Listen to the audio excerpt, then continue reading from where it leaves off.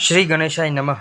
મિત્રો, તમારું સ્વાગત છે આપણી યુટ્યુબ ચેનલ રાધાકૃષ્ણ ભક્તિધારામાં. આજે આપણે જાણીશું દેવશયની એકાદશી ક્યારે છે, જાણો તિથિ, શુભ મુહૂર્ત અને ધાર્મિક મહત્વ. દેવશયની એકાદશી એટલે કે પદ્મા એકાદશીની વ્રત કથા. ધર્મરાજ યુધિષ્ઠિરે કહ્યું, હે ભગવાન, અષાઢ મહિનાના સુદ પક્ષની એકાદશીનું નામ શું છે અને એમાં કયા દેવતાની પૂજા થાય છે, તેની વિધિ કઈ છે, તે બધું મને વિસ્તારથી કહો. શ્રી કૃષ્ણ ભગવાને કહ્યું, હે રાજન, એક વખત નારદે બ્રહ્માજીને આ જ પ્રશ્ન પૂછ્યો હતો.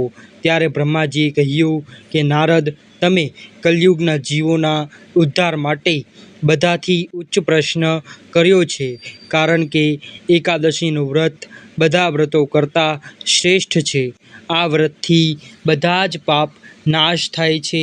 આ એકાદશીનું નામ પદ્મા એકાદશી છે. આનું વ્રત કરવાથી વિષ્ણુ ભગવાન ખુશ થાય છે. હું એક પૌરાણિક કથા કહું છું, તે તમે સાંભળો. સૂર્યવંશી રાજા માધાતા નામનો એક રાજા હતો, જે રાજ્ય કરતો હતો. તે સત્યવાદી, મહાન, પ્રતાપી અને ચક્રવર્તી રાજા હતો. તે પોતાની પ્રજાનું પાલન પુત્રની જેમ કરતો હતો. તેની બધી જ પ્રજા ધન ધાન્યથી પરિપૂર્ણ હતી અને સદા સુખપૂર્વક રહેતી હતી. તેના રાજ્યમાં ક્યારેય દુકાળ પડ્યો ન હતો. એક વખત રાજાના રાજ્યમાં 3 વર્ષ સુધી વરસાદ ન થયો, જેનાથી રાજાના રાજ્યમાં દુકાળ પડ્યો અને પ્રજા અન્ન ન હોવાથી ખૂબ જ દુઃખી થઈ. રાજ્યમાં યજ્ઞ થતા બંધ થઈ ગયા. એકવાર પ્રજા રાજાની પાસે આવી અને પ્રાર્થના કરી, હે રાજન, સમસ્ત વિશ્વની સૃષ્ટિનું મુખ્ય કારણ વરસાદ છે. તે વરસાદ ન પડવાથી રાજ્યમાં દુકાળ પડ્યો છે અને પ્રજા મરી રહી છે. હે રાજન, તમે એવો કોઈ ઉપાય બતાવો કે જેનાથી દુઃખી પ્રજા સુખી થઈ જાય. તેથી રાજા માધાતાએ કહ્યું, તમે લોકો સાચું કહો છો. વરસાદ ન થવાને કારણે જ પ્રજાને દુઃખ થયું છે. હું ઘણું જ વિચાર કરું છું, તો પણ મને કોઈ ઉકેલ નથી દેખાતો. ત્યારે મારા બધા પ્રજાના દુઃખ હું દૂર કરવાના પ્રયત્ન કરું છું. આમ કહી રાજા માધાતા ભગવાનની પૂજા કરી અને થોડા મુખ્ય વ્યક્તિઓને લઈને વન તરફ ચાલ્યા ગયા. ત્યાં તેઓ ઋષિઓના આશ્રમમાં ફરતા ફરતા રથમાં બ્રહ્માના પુત્ર અંગિરા ઋષિના આશ્રમમાં પહોંચ્યા. એ સ્થળ પર રાજા રથમાંથી નીચે ઉતર્યા અને આશ્રમમાં ગયા.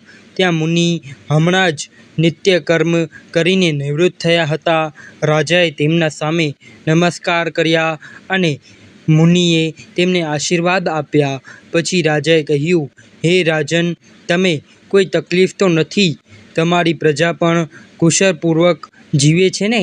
તમે આ સ્થળ પર કેવી રીતે આવ્યા, તે મને કહો. રાજાએ કહ્યું, હે મહર્ષિ, મારા રાજ્યમાં 3 વર્ષ સુધી વરસાદ નથી થયો. તેથી દુકાળ પડ્યો છે અને પ્રજા ખૂબ જ દુઃખો ભોગવે છે. રાજાના પાપોના કારણે જ પ્રજાને કષ્ટ પડે છે. પરંતુ હું તો ધર્માનુસાર રાજ્ય કરું છું, તો પછી આ દુકાળ કેવી રીતે પડ્યો તેની ખબર મને નથી. હવે હું તમારી પાસે આ દુઃખની નિવૃત્તિ માટે આવ્યો છું. તમે કૃપા કરી મારી આ પરેશાની દૂર કરો. હું તમારી પાસે આ દુઃખનું નિવારણ માંગવા આવ્યો છું. તે પરેશાનીઓ દૂર કરો અને કષ્ટને દૂર કરવા મને કોઈ ઉપાય બતાવો. ત્યારે ઋષિએ કહ્યું, હે રાજન, આ સતયુગ બધા યુગમાં ઉત્તમ છે. એમાં ધર્મના 4 ચરણ સંમિલિત છે. આ યુગમાં બ્રાહ્મણોને તપ કરવાની તેમજ વેદ ભણવાનો જ અધિકાર છે. પણ તમારા રાજ્યમાં એક શૂદ્ર પણ તપ કરી રહ્યો છે. આ દોષના કારણે તમારા રાજ્યમાં વરસાદ થતો નથી. જો તમે પ્રજાનું ભલું ઈચ્છતા હો તો એ શૂદ્રને મારી નાખો. ત્યારે રાજાએ કહ્યું, હે મુનીશ્વર, હું એ નિરાપરાધ તપ કરનાર શૂદ્રને મારી નહીં શકું. તમે આ દોષથી છૂટવાનો કોઈ બીજો ઉપાય બતાવો. ત્યારે ઋષિ બોલ્યા, હે રાજન, જો તમે આવું ઈચ્છો છો, ત્યારે ઋષિ બોલ્યા, હે રાજન, જો તમે આવું ઈચ્છો છો તો અષાઢ મહિનાના સુદ પક્ષની પદ્મા નામની એકાદશીનું વ્રત વિધિપૂર્વક કરો. આ વ્રતના પ્રભાવથી તમારા રાજ્યમાં વરસાદ પડશે અને પ્રજા સુખી થશે, કારણ કે આ એકાદશીનો વ્રત ઘણી બધી સિદ્ધિઓ આપનાર છે અને ઉપદ્રવને શાંત કરે છે.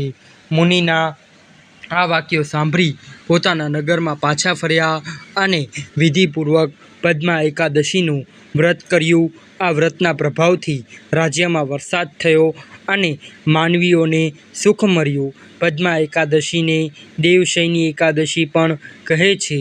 આ વ્રત કરવાથી વિષ્ણુ ભગવાન પ્રસન્ન થાય છે, તેથી મોક્ષની ઈચ્છા પણ પૂર્ણ થાય છે. આ એકાદશીનું વ્રત કરવું જોઈએ. ચાતુર્માસનું વ્રત પણ આ એકાદશીના વ્રતથી શરૂ કરવામાં આવે છે. કુંતી પુત્ર યુધિષ્ઠિરે કહ્યું, હે ભગવાન વિષ્ણુ, ભગવાનનું શયન વ્રત કેવી રીતે કરવામાં આવે છે તે કૃપા કરીને શ્રી કૃષ્ણ કહો. હે રાજન, હવે હું કહું છું તે તમે ધ્યાનપૂર્વક સાંભળો. જ્યારે સૂર્યનારાયણ ભગવાન કર્ક રાશિમાં ત્યારે વિષ્ણુ ભગવાનને શયન કરાવવું અને સૂર્યનારાયણ ભગવાન તુલા રાશિમાં હોય તો ભગવાનને ઉઠાડવા અધિક મહિનો આવવાથી પણ વિધિ આ પ્રકારે થાય છે. આ વિધિથી અન્ય દેવોને શયન ન કરાવવું જોઈએ. અષાઢ મહિનાની સુદ પક્ષની એકાદશીનું વિધિપૂર્વક વ્રત કરવું જોઈએ. પહેલાં એ પ્રતિમાને સ્નાન કરાવવું જોઈએ. પછી સફેદ વસ્ત્રોને ધારણ કરાવીને તકિયા, દાર, શૈયા પર શયન કરાવવું જોઈએ. એમનું ધૂપ, દીપ, નૈવેદ્યથી પૂજન કરવું જોઈએ. ભગવાનનું પૂજન શાસ્ત્રજ્ઞાન બ્રાહ્મણોના દ્વારા જ કરાવવું જોઈએ. હે ભગવાન, મેં તમને શયન કરાવ્યું છે. તમારા શયનથી આખું વિશ્વ સૂઈ જાય છે. આ રીતે ભગવાન સામે બે હાથ જોડીને પ્રાર્થના કરવી જોઈએ.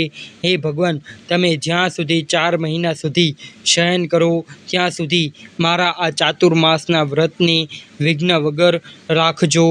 આ પ્રમાણે વિષ્ણુ ભગવાનની સ્તુતિ કરી શુદ્ધ ભાવથી માનવીએ દાંતણ આદિના નિયમ ગ્રહણ કરવા જોઈએ. વિષ્ણુ ભગવાનના વ્રત શરૂ કરવાના 5 કાર વર્ણન કર્યું છે. દેવશયની એકાદશીથી લઈને દેવોત્સયા એકાદશી સુધી ચાતુર્માસના વ્રતને શરૂ કરવું. દ્વાદશી, પૂનમ, અષ્ટમી, સંક્રાંતિના દિવસે વ્રતનો પ્રારંભ કરવો જોઈએ અને કારતક મહિનાના સુદ પક્ષની દ્વાદશીએ સમાપ્ત કરવું જોઈએ. આ વ્રતથી સમસ્ત પાપ નાશ થાય છે. જે માનવી આ વ્રતને દર વર્ષે કરે છે તે સૂર્યના સમાન દીપ્તમાન બનીને વિમાનમાં બેસીને વિષ્ણુ લોક પ્રાપ્ત કરે છે. જો મિત્રો તમને અમારો આ વિડીયો પસંદ આવ્યો હોય તો આ વિડીયોને લાઈક કરજો, શેર કરજો ને અમારી યુટ્યુબ ચેનલને સબસ્ક્રાઈબ કરજો અને કોમેન્ટ બોક્સમાં હર હર મહાદેવ અવશ્ય લખજો. ધન્યવાદ. હર હર મહાદેવ.